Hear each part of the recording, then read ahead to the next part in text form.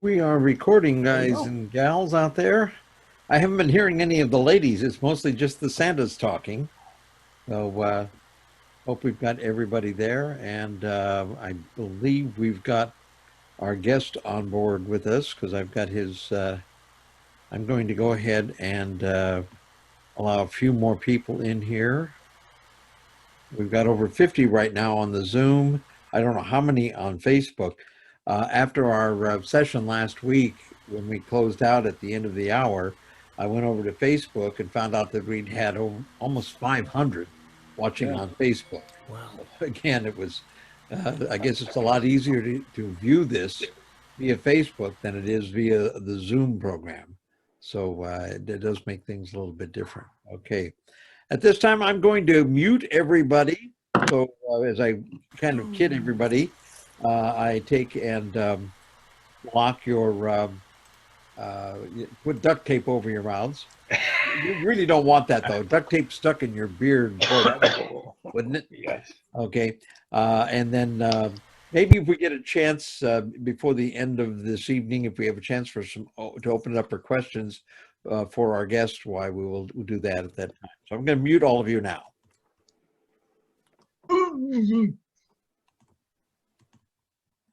Okay. And let me get this one here. One little bit here. Got to admit a couple.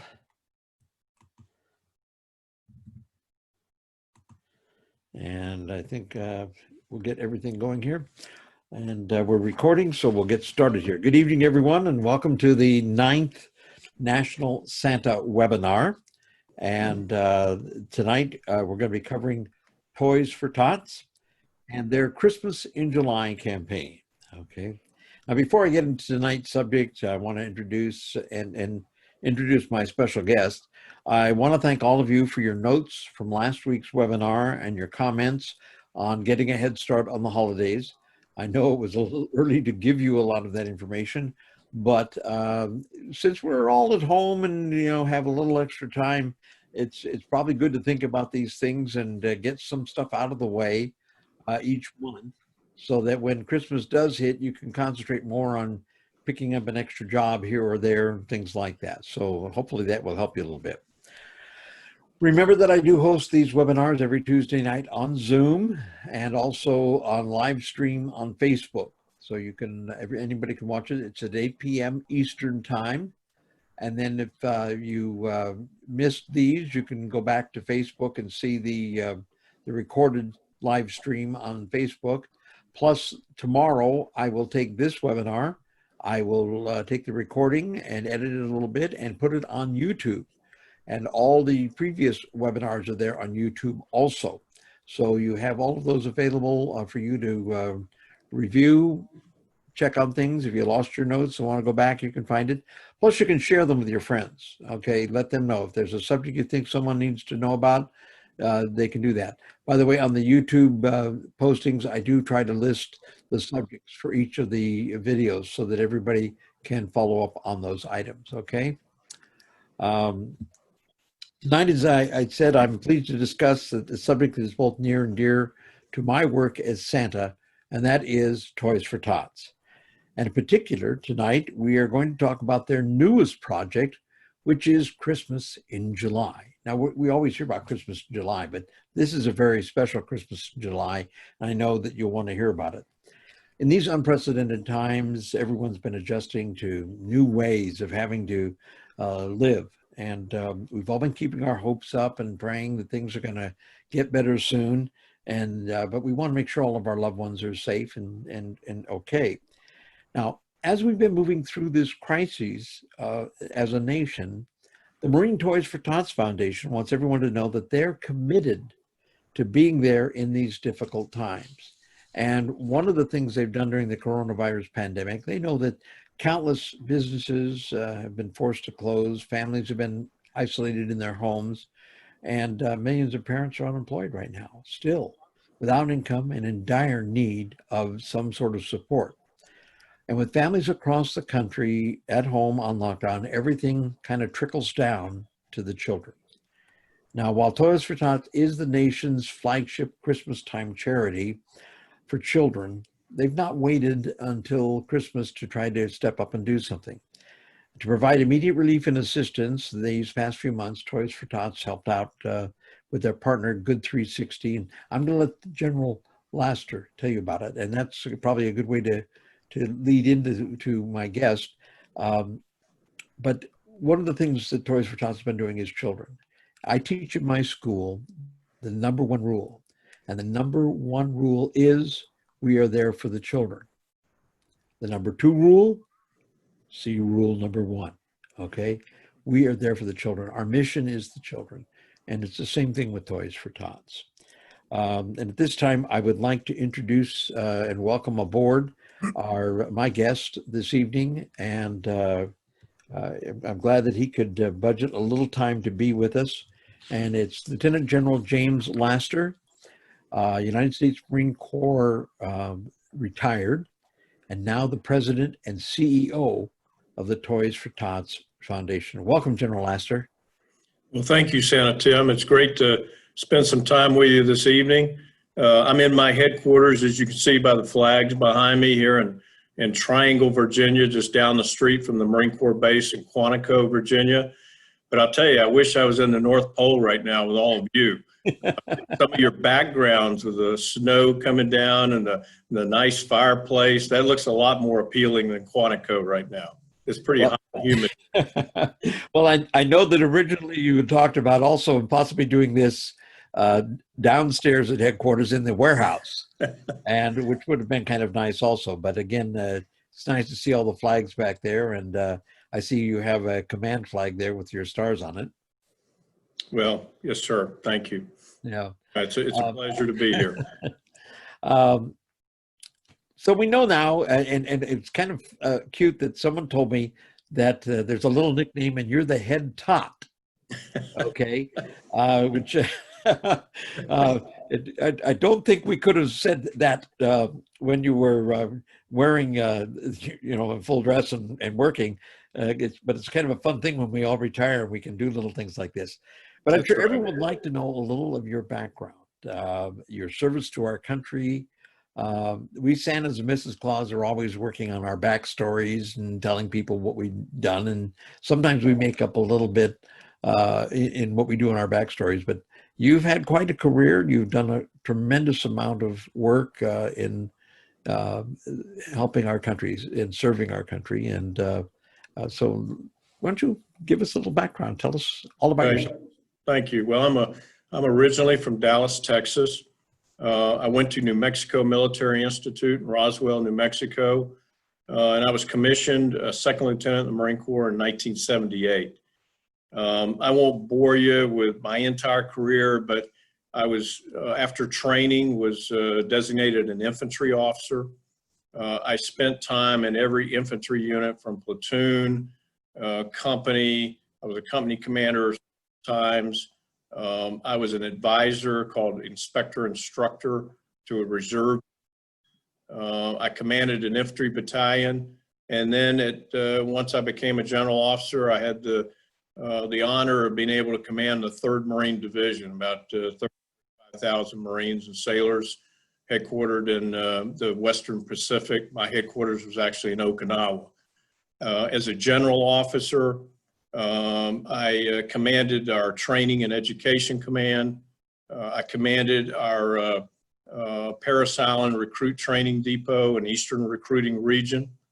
I commanded 3rd Marine Division, as I said.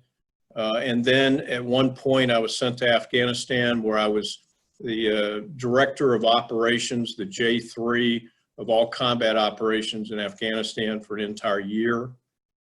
Following that assignment, I came back to the U.S. and became the Chief of Staff of U.S. Special Operations Command. In fact, I worked for a very fine gentleman who many of you know or have heard of, Admiral Bill McCraven, who actually led the raid to kill Osama bin Laden back a few years ago.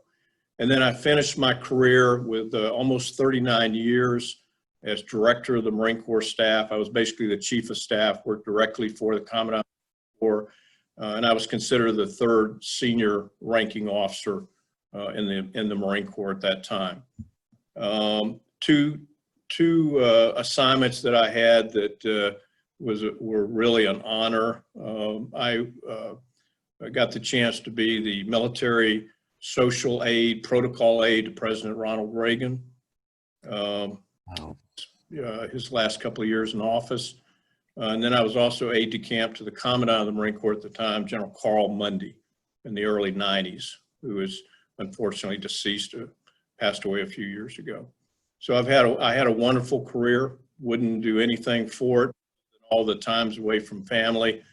I think I was on an airlines here recently, and I was looking at the world map and the airlines magazine, and I think I counted up that I had lived, deployed, or operated in 42 foreign countries in my 39 years. So I had a good time.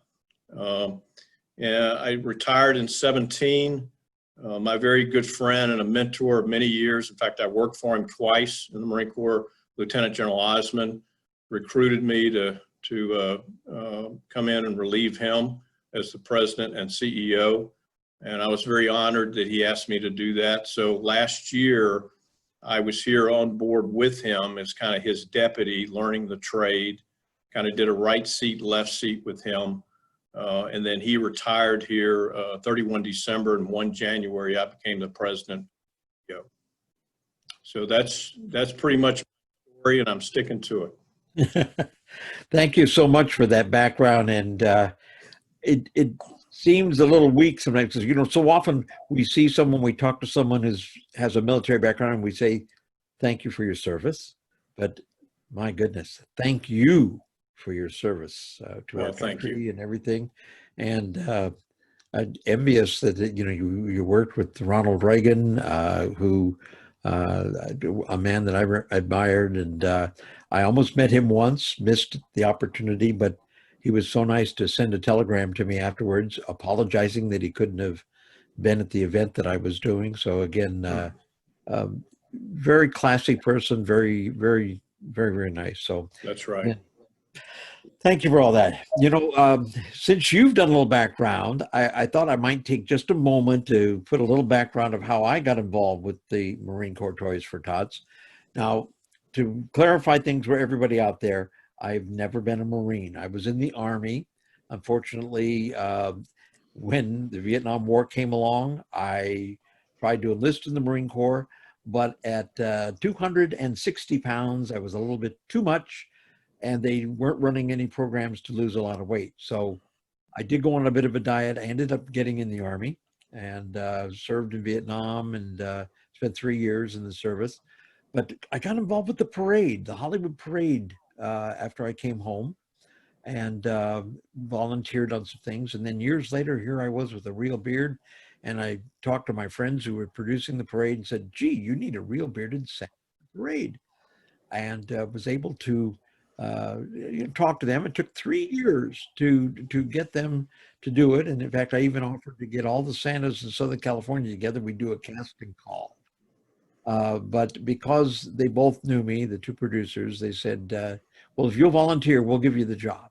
So I got involved. And since that time, I've been 17 years now riding in the sleigh. But one of the unique benefits was that I got to meet General Pete Osmond, and also other members of the Marine Corps Toys for Tots Foundation, and got involved with them. And I told them, hey, you need me anywhere, give me a call. I'll come and help you out. And that's what I ended up doing. And then with the school, because there's been about 4,500 of the Santas and Mrs. Claus who have graduated from School for Santas, I said, maybe I can network some of these Santas and Mrs. Claus to volunteer. And that's what I try to do now also, is help some of you volunteer. And I'll talk a little about that later this evening, on how you can volunteer and help out, on the campaign. But I donate my time in services any way I can. And so I kind of twist your arm too, and invite you to do that. Now, not many folks know that Toys for Tots has a connection to Hollywood. And General Laster, I was wondering, could you give us some history and background on Toys for Tots, and as well as connection to the Marine Corps and Reserve, and it's yours. Absolutely. Thanks for asking that question. It all began in Los Angeles in 1947. And there was a young Marine major, reserve major by the name of Bill Hendricks. And he was assigned to a reserve unit in LA. He was also, in his civilian career, was in the film industry.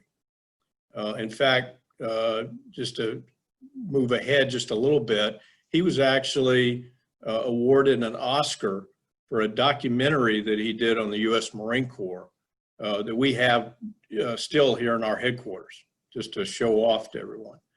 But Bill Hendricks, he saw the poverty in and around LA. He went home one night and he told his wife, he says, I really want to do something to help these children, especially at Christmas time. So he began collecting toys on his own. His wife began making dolls. And then a few days before Christmas, he would get into his dress blues as a Marine major, and he would go out and in many cases, some very bad areas of Los Angeles, and he would pass out the toys to children throughout Los Angeles. It wasn't too long before other reserve Marines in his unit saw what he was doing, said, we would like to get in on this. And he said, sure. So before too much longer, the entire reserve unit in their dress blues for Christmases after that initial one were out presenting toys to less fortunate children and bringing joy into their lives. So that was the beginning of it. Then at one point, he had the opportunity to meet Walt Disney in the film industry.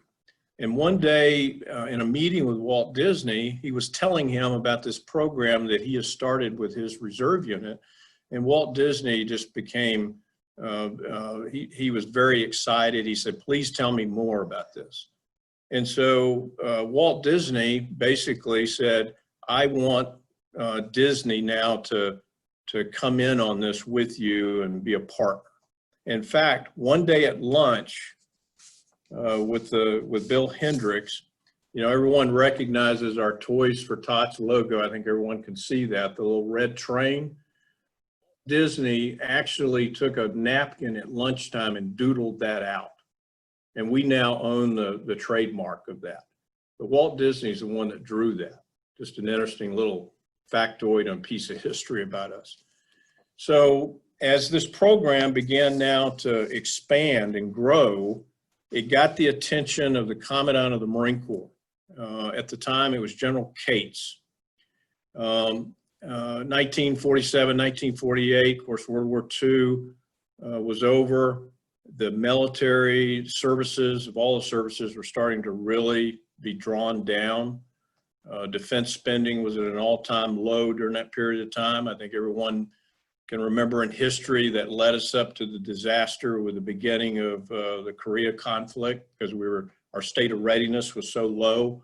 But General Cates knew that if the Marine Corps was to maintain their readiness, especially in recruiting, they had to maintain a connection to the general public. So he said that Toys for Tots, this campaign, was absolutely critical to keeping the Marine Corps connected to the American community. So now as Commandant, he established the policy that I want this to become the Marine Corps' premier community action program. And so it was he that actually put our Marine Corps behind the program, which has now evolved to being the mission of the Marine Corps Reserve.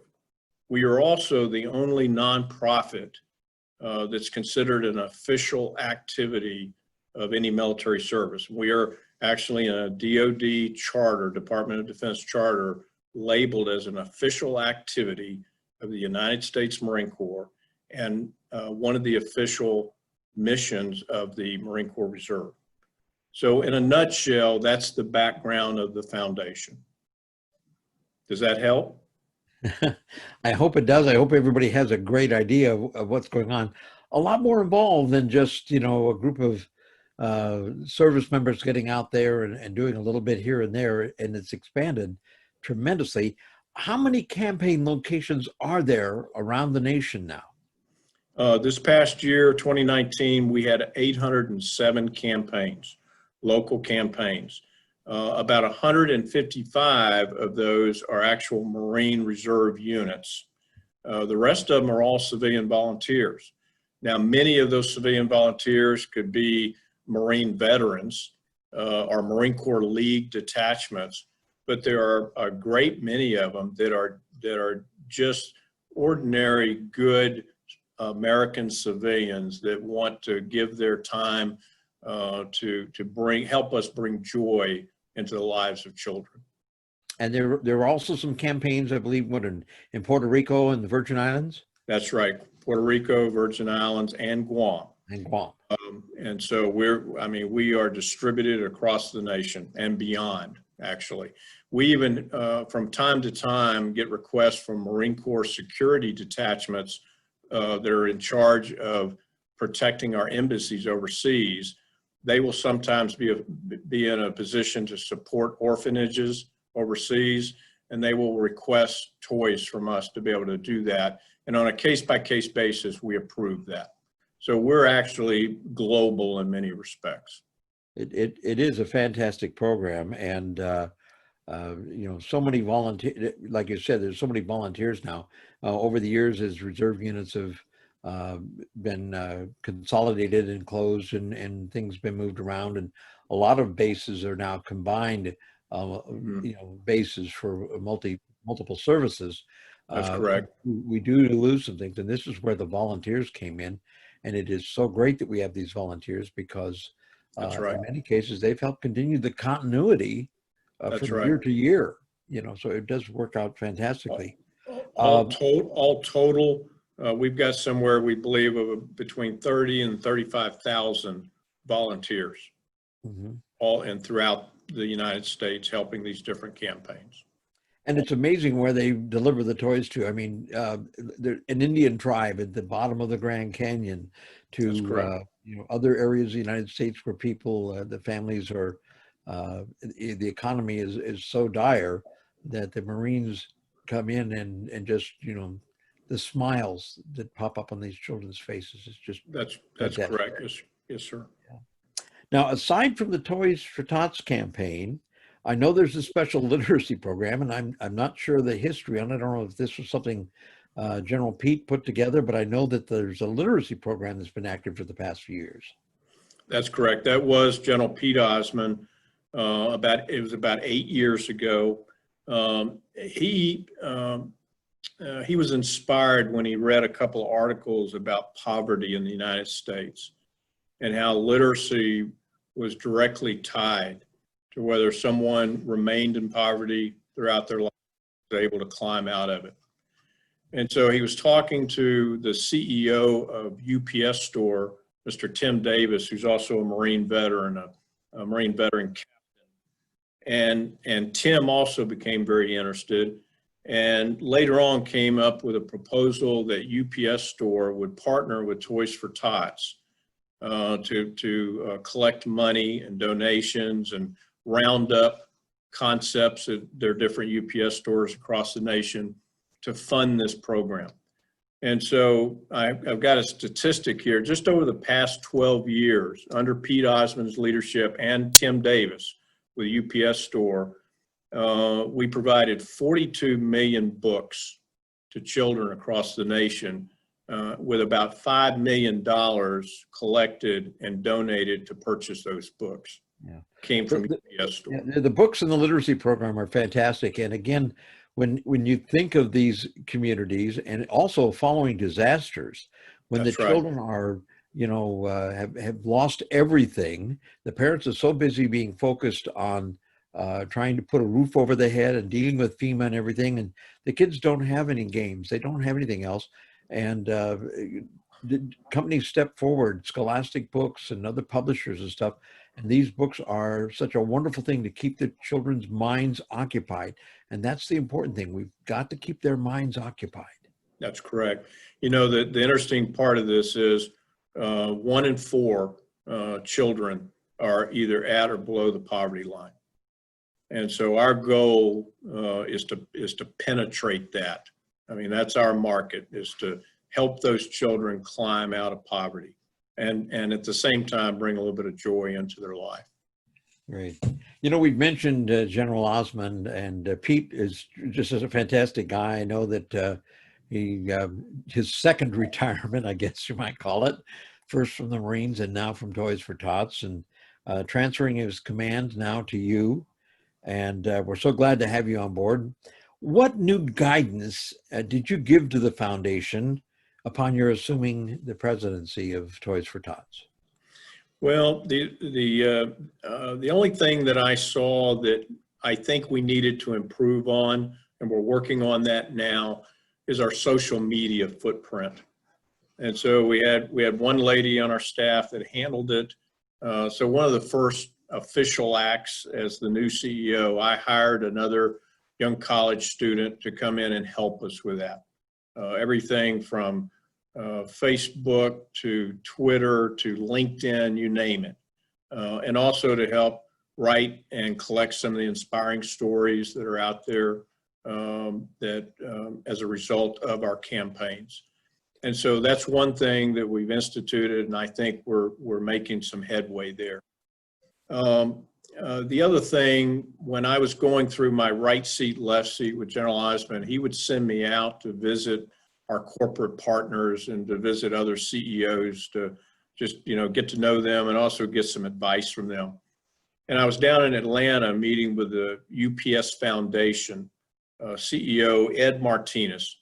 And we had lunch, and after lunch, he said, Jim, he said, if you could figure out a way, he says, you guys kind of go, it's my perception that you guys kind of go dormant after Christmas.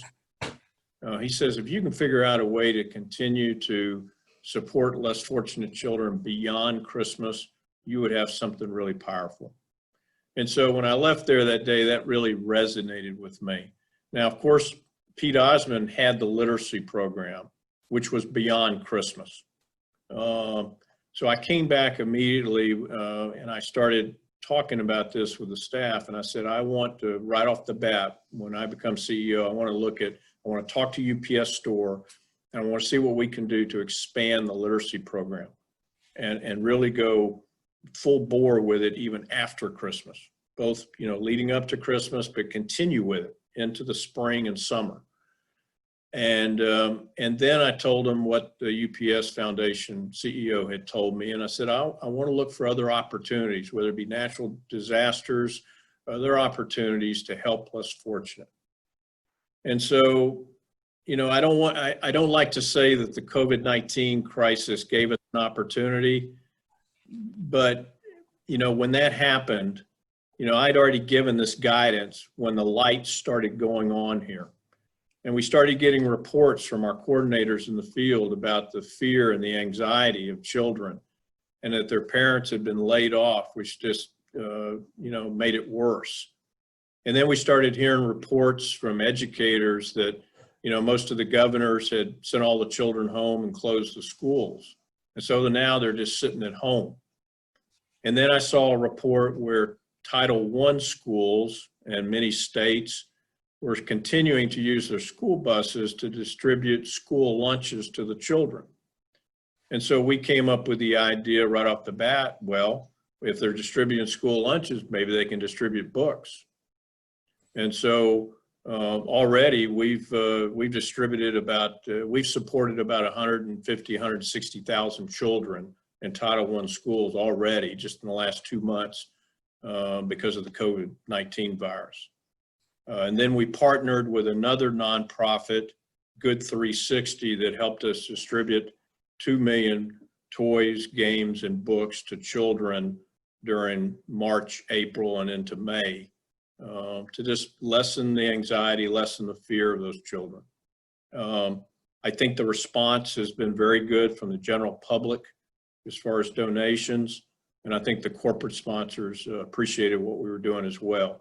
But it has given us a business model now to how to continue to do this, not just during Christmas, but beyond Christmas as well. I think this is an important thing to think about too, because, we've talked about just a little bit ago, all the volunteers. Now, in the Correct. past, for those of you, when Toys for Tots first started, generally there was a gunny at the local reserve center that ran the campaign in the local community. And he would work on it for a couple months, but he had another job. He had to run all the basic training programs or whatever his military assignment was. So he wasn't full time. And then he would leave after 2 years and they'd have to get somebody else to learn it all over again. But now we have all these volunteers who are in the community. They're there year round and they're available.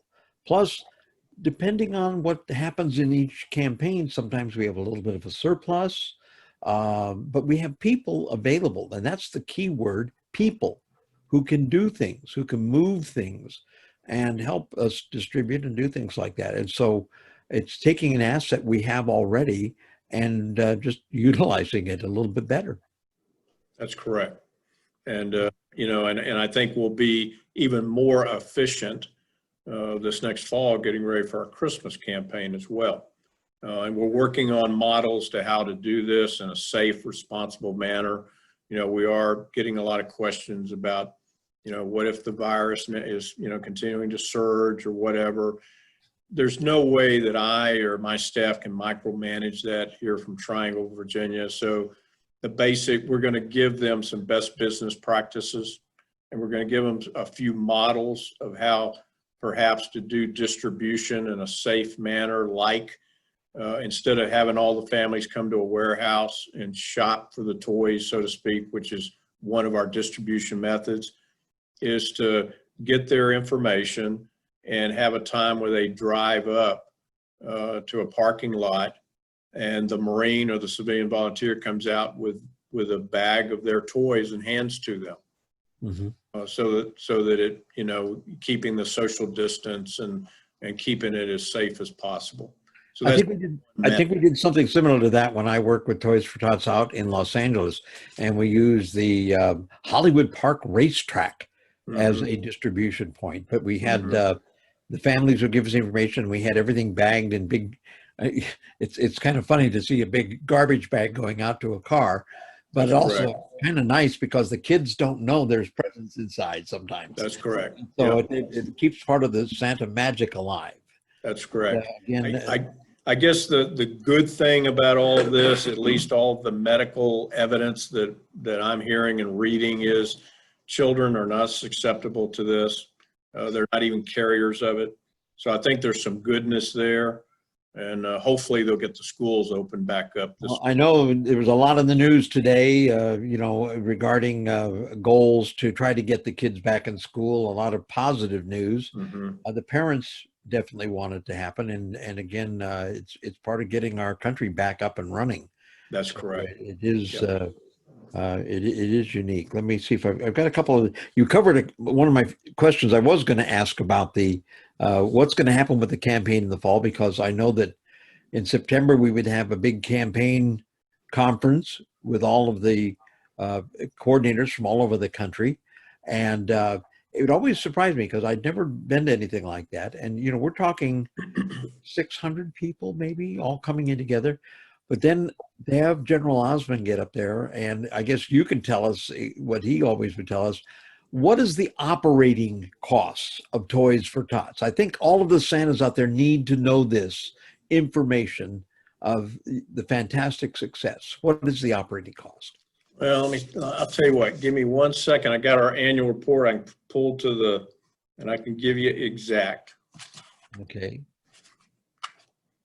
The number is amazing, folks. Just listen up. Well, last year for 2019, we collected 198,126,000 toys. Direct mail contributions was almost 27 million. Individual donations were about 24 million, and corporate about 9 million. And then out of that, we distributed $239,766,811 worth of toys. And then we spent about $3,635,000 on our education programs, to include the literacy program. And the percentage to operate? The Toys percent, for Tots is less than what, it was about 3%? yes. In fact, during General Osmond's tenure as the president CEO here, our program to support ratio was consistently 97-3. We did drop this past year to 96-4, but what that means is 97 cents or now 96 cents of every dollar goes to the mission to provide joy to children. I'm mentioning this to everybody because my previous life, before I had this nice white beard, I worked for the American Cancer Society, the March of Dimes. I worked with muscular dystrophy, many different major national charities. All of them would try to follow a guideline of operating with an operating cost of around 15%. And then to hear that Toys for Tots does all that they do on only 3%. It's because of volunteers. It's because of people like you. And that's one of the fantastic things about it. The other thing that's important, Santa Tim, if I could mention, we also have an endowment, and the interest off of that endowment pays our salaries. So the other thing that General Osmond and now I like to tell everyone is not a single cent of any dollar donated goes to any of our salaries. Our salaries are also very modest. I will tell you, I made a lot more on active duty as I do now as president and CEO of Toys for Tots. So very modest, but not a single cent goes to any salaries. A lady a few years ago left us a large endowment, and her intent on that was to pay for the overhead of the foundation. It's a wonderful story, everything going there. They have a wonderful headquarters building, which General Pete's predecessor helped raise all the money to build the building.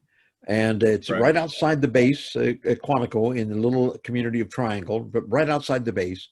And that's their warehouse. They run everything from there: marketing, promotions, training, all the coordination, all the materials, distribution of all the barrels that you see and everything.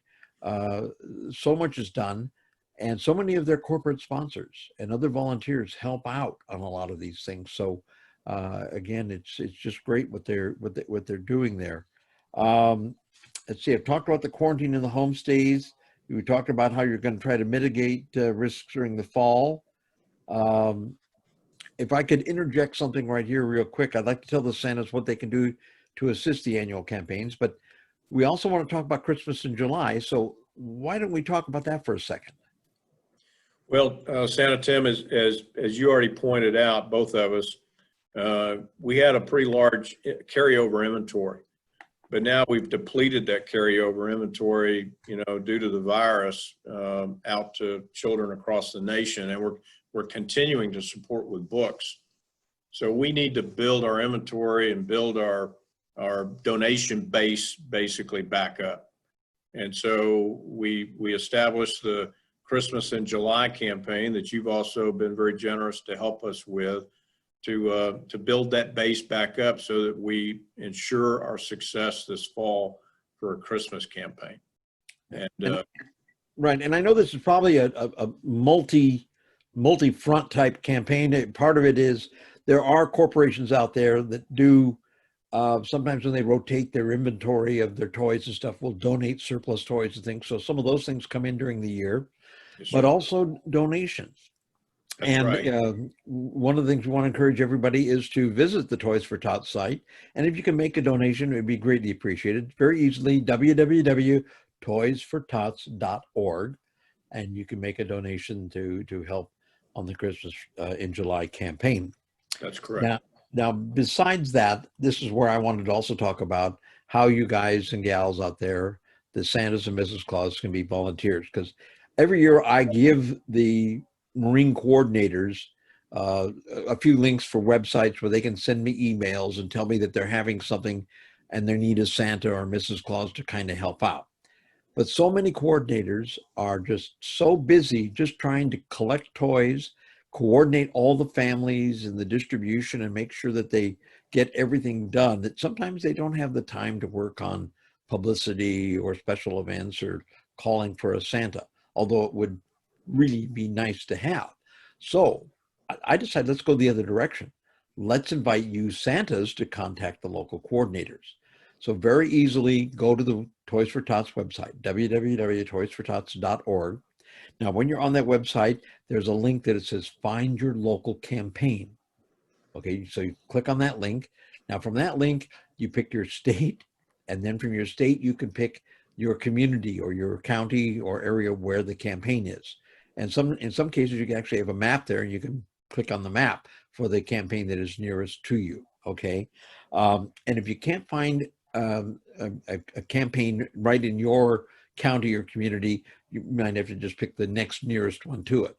And when you click on that, you should get the name of a coordinator, a phone number, email address, things like that. Okay. If you don't find anything right now, don't be upset. There's some transitioning going on every year during the summer months. We get new coordinators come in and things like that, and changes. So sometimes there's a little bit of changes.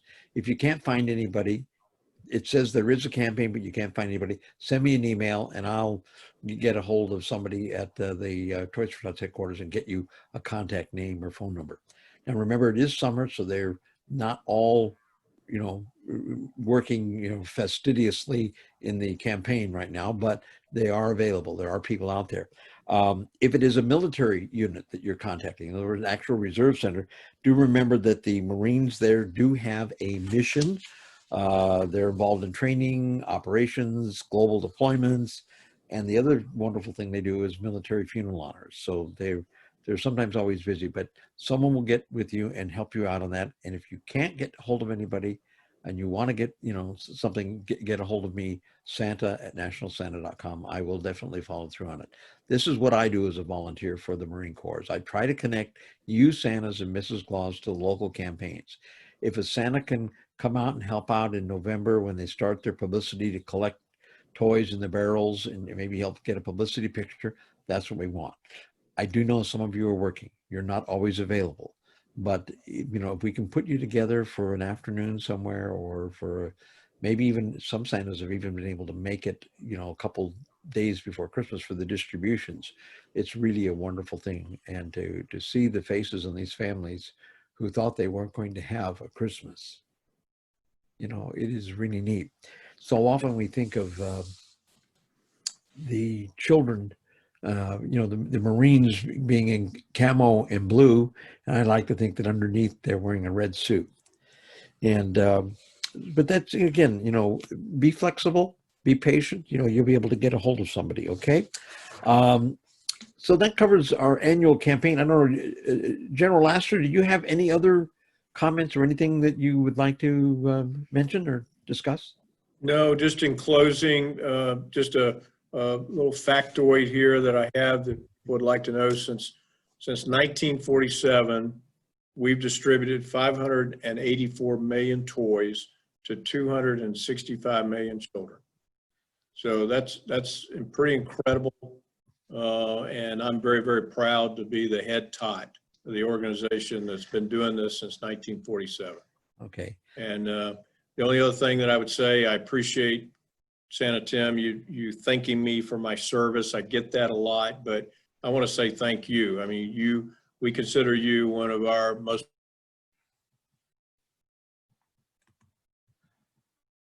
Oh, I think we got you muted by accident here.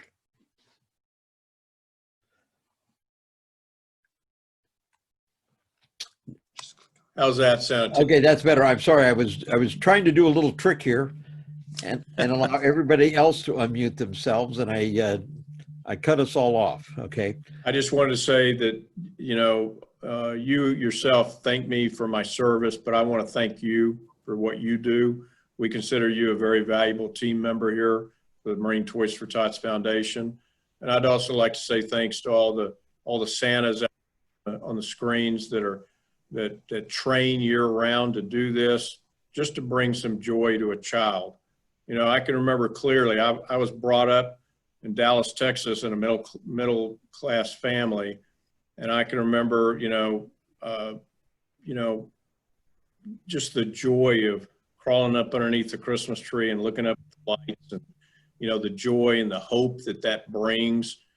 And it breaks my heart to think that there are children that don't have that opportunity and don't have a Christmas tree with bright lights that they can crawl under and look up and dream about their future and hope. And so I'm very grateful for what all of you do to help us to bring some joy to those children that are less fortunate and don't have the opportunities that I had as a child.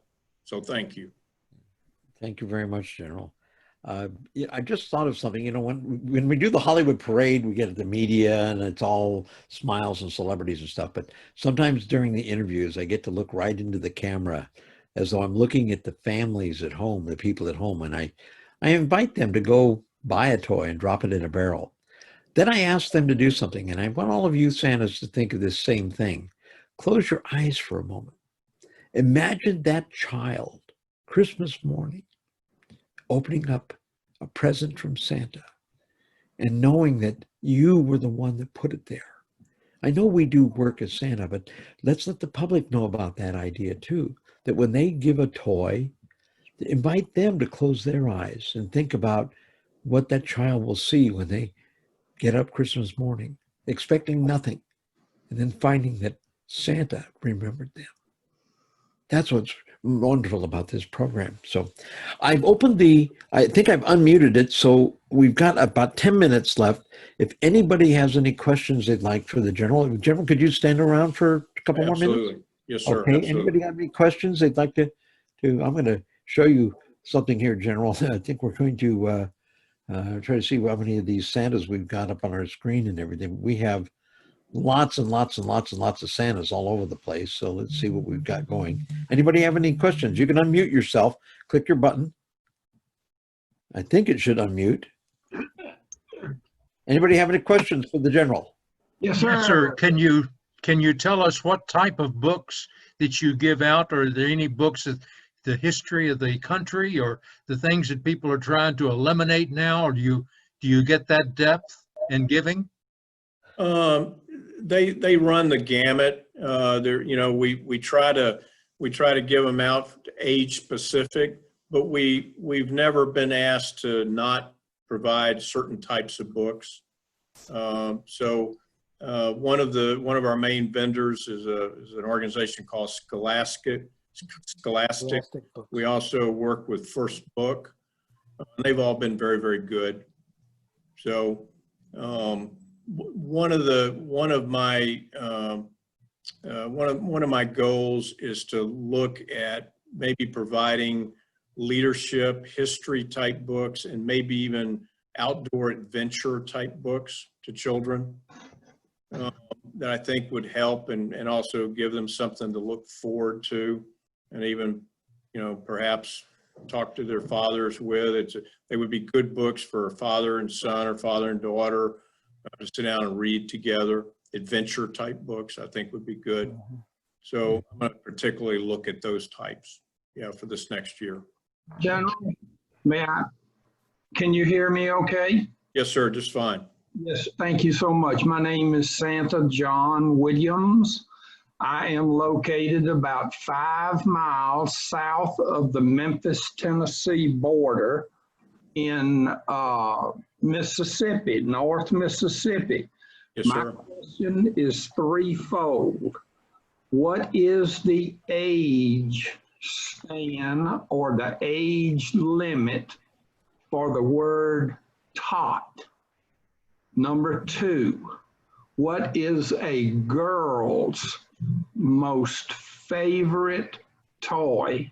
And number 3, what is a boy's favorite toy? And I think you're going to have to break that down in age because, but You're giving them a question that we need to know those things. Can I answer this, General? Sure. Okay. I've worked Bail me out there, Tim. and one of the biggest problems we have is the campaign never knows for sure what they're going to get in the requests from the families. So that's also why these donations from companies and corporations and individuals help, because we might have a campaign that's going to take care of 2,000 children, and all of a sudden they find out that 1,500 are boys. But the problem is they've got too many girls' dolls. What do? This is why there's that little bit of surplus sometimes. Sometimes they've got to go barter with another campaign and trade some toys, or they go out and, using some of the funds that have been donated, purchase what they need.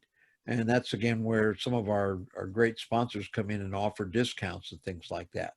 But it varies every year. But I think that what the children are asking for is the same thing that we always get. We know that the little girls want dollies. We know the little boys want action figures and Hot Wheels and things like that. But as the kids get older, the games become very important, because, again, stimulating things that they think of. You won't see electronics. You're not going to see anything that has an eye on it. Okay. But the thing is, the toys that the people donate and the toys that the campaign supplies are things that we know the kids can use, and we know that they'll benefit from them. And again, if they can get 1 or 2 items under their tree on Christmas morning, it makes a whole world of difference in their outlook on life.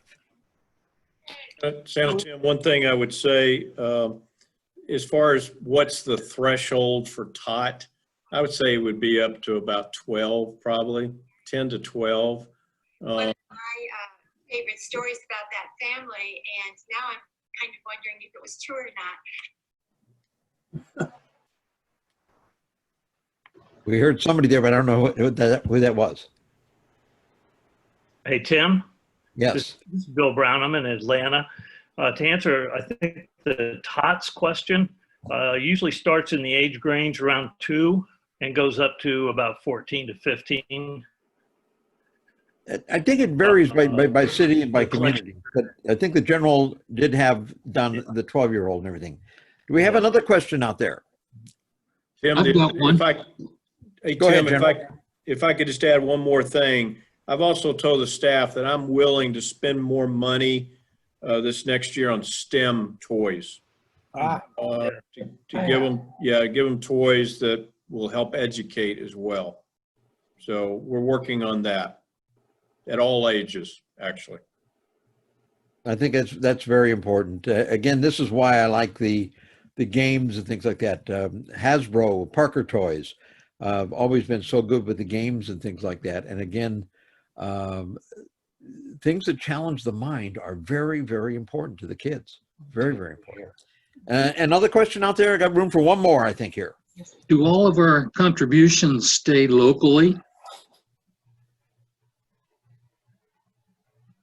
General Lasker? Yes, sir. If the donor asks that those contributions stay local, they do. Contributions that are collected by our coordinators all stay local with them. In fact, all of the coordinators, the LCOs as we call them, have a bank account. We manage it for them through Bank of America here at the foundation, but all that money is maintained in their accounts for them to use to purchase toys each campaign season. Thank you. Question. That we also, even from corporate sponsors, they will sometimes, like Delta Airlines, for example, since they're from Atlanta, they will say, we want a certain amount of this money to be designated just for Atlanta children. And we have to honor that. In fact, when we get audited every year, the auditors look at that to make sure that we haven't spent that money where we shouldn't have. Okay. Thank you, sir. It is so great, everything that they do. Well, it is almost time to go, everyone. I do want to thank you all for being with us this evening.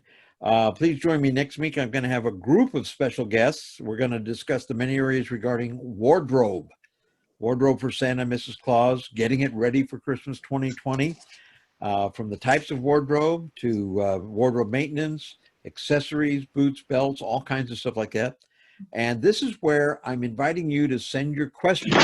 I'm sure there are lots of questions about things, what do you do when your suit is shrunk? Like that one, Going to die. Send your questions along to Santa@nationalsanta.com. That's it for this evening. Again, I wish to thank Lieutenant General James Laster, the President and CEO of the Toys for Tots Foundation, for joining us and sharing a message for Christmas in July.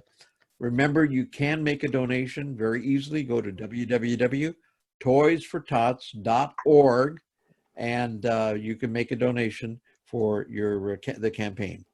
Again, thank you all for joining us, and may the joys of the season be with you forever. Thank you, Tim. Thank you. Thank you, General, for showing up. Thank you, General. sir. Thank you, Tim. Stay safe, everyone. And healthy. I think I will. See that Good just night from the ice cream capital of the world. Okay, on the count of three, everybody, give me a ho, ho, ho. Give me a ho! Oh! Give me a ho, ho! Ho, Give me a ho, ho, ho! ho, ho, ho!